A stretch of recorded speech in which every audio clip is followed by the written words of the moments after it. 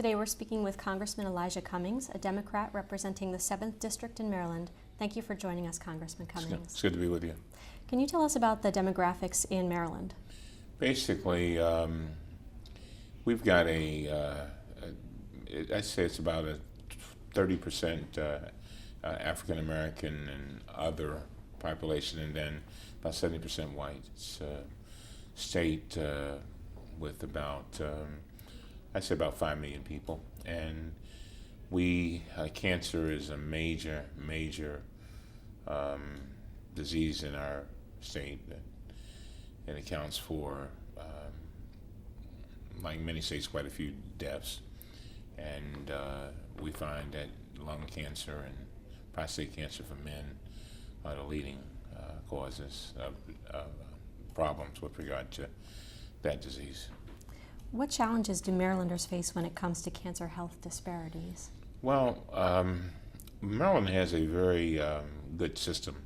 We have a user pay all type system, so we have a pretty good situation where people can get care. The problem is, as it is in other places, a lot of times once they get past, say for example, they don't have insurance or they're underinsured, once they get past an emergency room, there's a problem. And of course the preventive care is something that is a challenge to us, as it is with other states. So I don't think Maryland is much different than other states. The general things that cause people to suffer: uninsured, underinsured, failure to get early detection, and then the follow-up treatment are all problems. And so it has caused, sadly, a lot of suffering and sadly a lot of mortality. You've long championed the issue of overcoming healthcare disparities. What are some of your goals? The number one goal, with the passage of our Health Reform Act here recently, is sort of that act. I tell people that my number one prayer was, God, don't let me die before I vote on it. And the reason why I wanted to vote on that so bad, and I spent a lot of time working on it, is because I want to see people insured. We have a significant number of our population that are uninsured. And many of those people are the working poor, and many of them are people of color. And so the main thing is getting them insured. Make sure that the people who have insurance and the deductibles are not too high, and that the co-pays are not too high, because basically that blocks people from getting treatment also. And then, so that's another goal. And another one is to try to encourage people to get early screenings if those are available through their health plan. It's something that I've encouraged as a congressman, and used my position as a bully pulpit, to get people to take good care of themselves. I often tell my constituents that sometimes we don't connect the fact that what we do every day has quite often a bearing on our longevity and our quality of life. And so I try to, one of my goals is to get them to think that way, to understand that smoking is not a good thing, that exercise is a good thing, that eating properly and eating less is a good thing. I'm convinced that in our society we eat too much. And so again, I use the bully pulpit to try to get over those objectives. I think we need to get people with insurance. All the research shows that if people have insurance and they believe that there is a way to address a problem, they're more likely to do some of those things, like getting a screening. And we find that, say for example, with breast cancer, it's no different in Maryland than in other states. Women get breast cancer. African American women are less likely to be diagnosed, but more likely to die. And why is that? It's because the detection comes so late, and that's very, very unfortunate. Another thing that we have to do is just putting out information. I've often said that people do things for one of two reasons, or a combination of both. either to gain pleasure or to avoid pain. And we have to show people that, again, going into a doctor and being examined and doing those healthy things and having healthy habits are important. So that's an education thing. See, I'm convinced that we can't do it all through legislation. We can't do it through hospitals. We can't afford to do it after people get sick. We've got to do those things to prevent people from getting sick. And so that's another thing that we've got to do. And I think we've got to just try to make sure that people understand the value of early detection. When you look at various cancers, I mean, you look at colorectal cancer. Early detection is very significant, but people find it unpleasant, the thought of it. So what do? They don't do it. And a lot of times they have opportunities to be screened and just don't take advantage of it.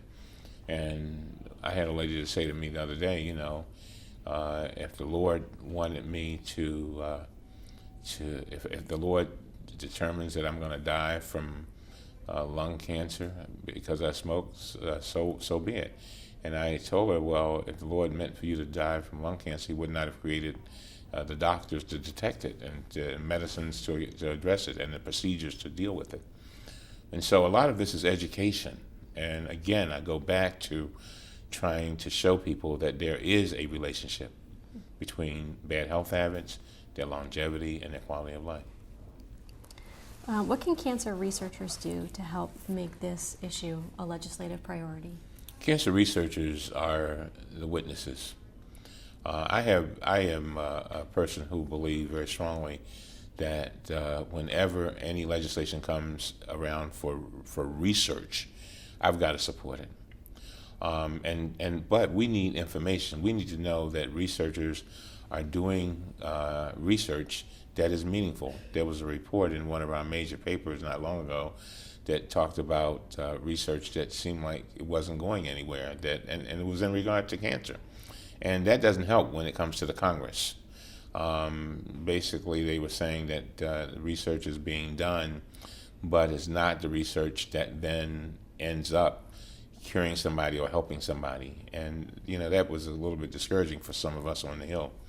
We've got to make sure that the research is aimed at a problem and that it is practical, that if there are discoveries, that those kinds of things can be put on the market and used to cure and help people.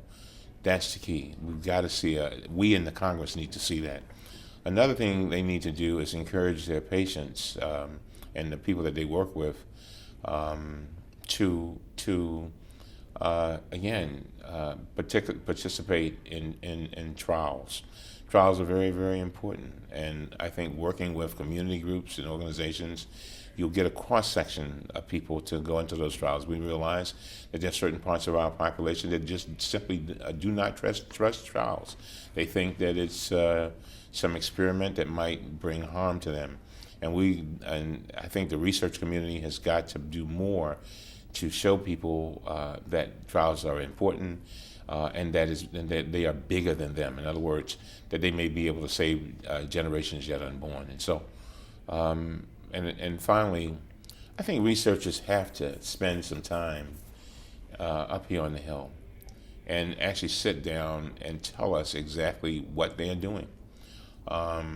Because it's interesting, when we look at, say, research for breast cancer, women have done an outstanding job of making sure that the research is done and the cause is addressed over and over again and at a high level. When we look at something like prostate cancer, you don't see the oomph. And again, I think part of the reason why breast cancer gets the kind of attention it gets is number one, women are advocating very strongly, but I believe that also they are working with researchers, and we've seen a lot come about with regard to mammography. When it comes to prostate cancer, I have legislation called the PRIME Act, which is basically aimed at finding better ways to detect prostate cancer through imaging, something similar to the mammogram. And it's harder to get folks excited about that. But I believe that researchers who know the possibilities of research, know what has been done and what has been developed to cure things that were not even curable 10 years ago, they are the witnesses, and those are the people that we need to tell us that research does make a difference. And lastly, do you have any words of wisdom to the many advocates and others who are working to eliminate health disparities? I would say to all of those who are working to eliminate health disparities that what you're doing is so very, very important.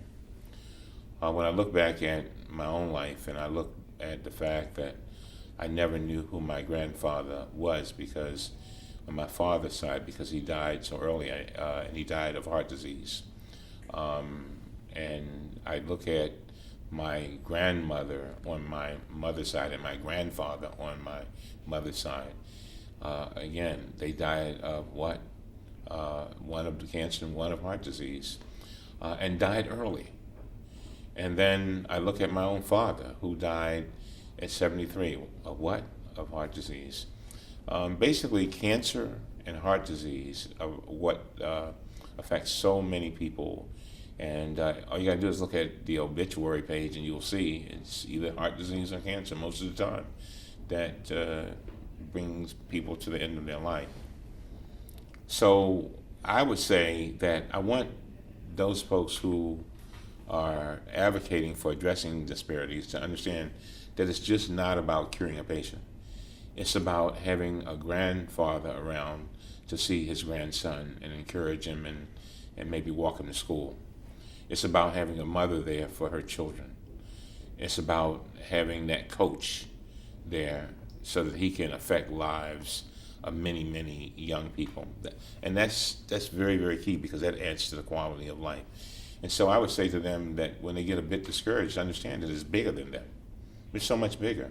The things that they do to address these disparities, when we see so many people losing loved ones or seeing loved ones suffer needlessly because of these disparities, it says that we've got to keep working until there are no more disparities.